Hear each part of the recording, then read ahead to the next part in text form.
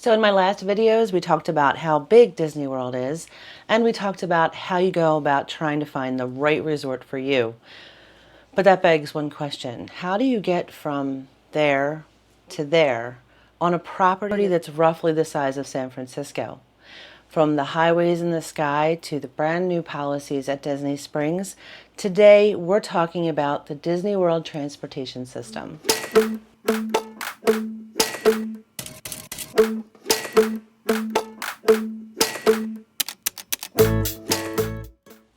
Hi, I'm Jessica with Casey's Corner Views. In this video series, I am breaking down the different pieces to a Disney World vacation into individual videos with hopefully easy to understand language and explanation to make it just a little bit easier for you to travel. These videos include timestamps and chapters so you can jump to the subjects that are most helpful for you. Okay, Disney World transportation. Let's start with the basics. Disney buses. Chances are you are going to have a bus ride from one place to another on Disney World property. All Disney resorts, whether they are value to the deluxe, have Disney bus transportation to and from the parks, the water parks, and Disney Springs. The buses run continuously. They show up at their destinations about every 15 minutes or so, and each resort has a dedicated bus from that resort to each of the destinations. So they're just running in a loop, picking up guests and dropping them off. So if you're staying on property, you usually have a ride. So now let's talk about the icon, the Disney World Monorail. This was Walt's vision for the future, and today it's a Disney rite of passage. If you are staying at a resort along the monorail loop, like the Contemporary, the Polynesian, or the Grand Floridian, this sleek train whisks you straight to the Magic Kingdom. There are technically 3 monorail loops. The first one is, like I said, the resort monorail loop that takes you from those 3 resorts straight to the Magic Kingdom and stops at each. The second is also a Magic Kingdom loop, and that takes you from the Magic Kingdom parking area or the Transportation and Ticket Center straight through to the gates of Magic Kingdom. The last one takes you from the Transportation and Ticket Center or the Magic Kingdom parking lot to Epcot.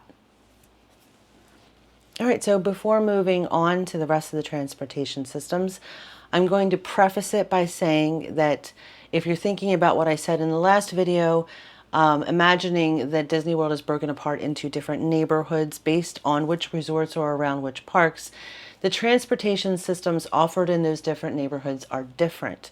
There are boats, obviously always buses. At Magic Kingdom you have the monorail, and then there's also the Skyliner. So let's talk about the boats. There is boat transportation in addition to the monorail and the buses in the Magic Kingdom area from those Magic Kingdom resorts, including Fort Wilderness and Wilderness Lodge. You can leave your resort. You can take a boat from Grand Floridian and the Polynesian as well to the Magic Kingdom.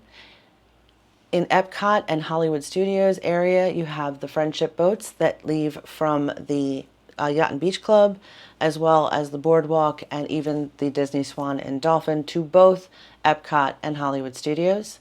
And then if you're staying at those Port Orleans resorts or Saratoga Springs and Old Key West, you have the Sassagoula Floatworks boats that will take you from those resorts to the Disney Springs area. The last boat is the ferry.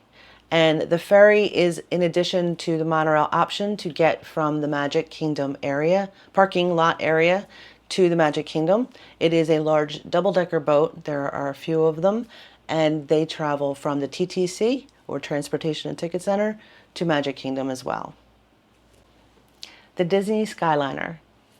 This is my personal favorite way to travel in Disney World.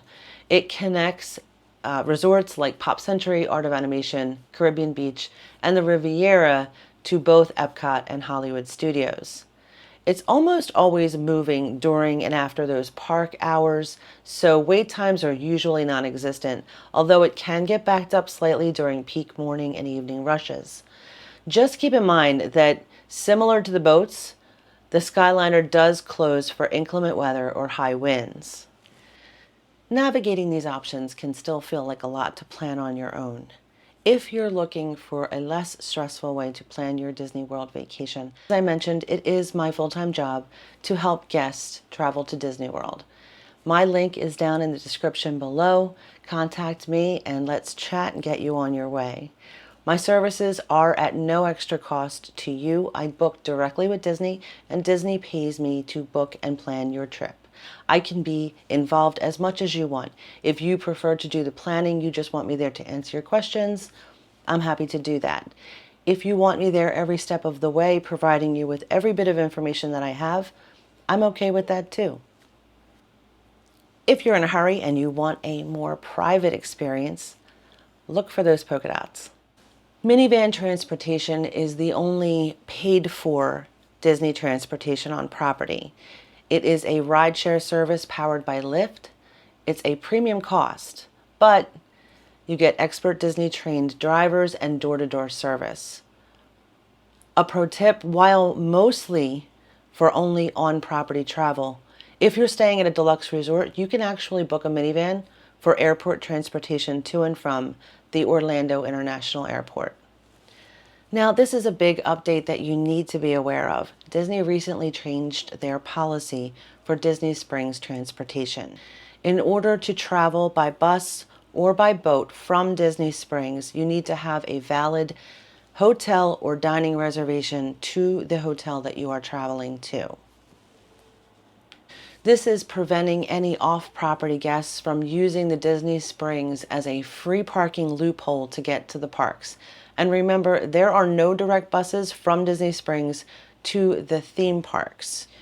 Whether you're soaring high above in the Skyliner or cruising along on a Disney bus, understanding that you have a ride to where you need to go and how to make that happen for yourself is really key to having a successful trip. But how do you keep track of all that bus transportation and monorails in real time? In the next video, we are tackling the My Disney Experience app, your digital key to the kingdom. If this video was helpful for you, please subscribe to Casey's Corner Reviews and hit that bell notification so that you don't miss any future videos in this series. Thanks for watching, and I'll see you in the park.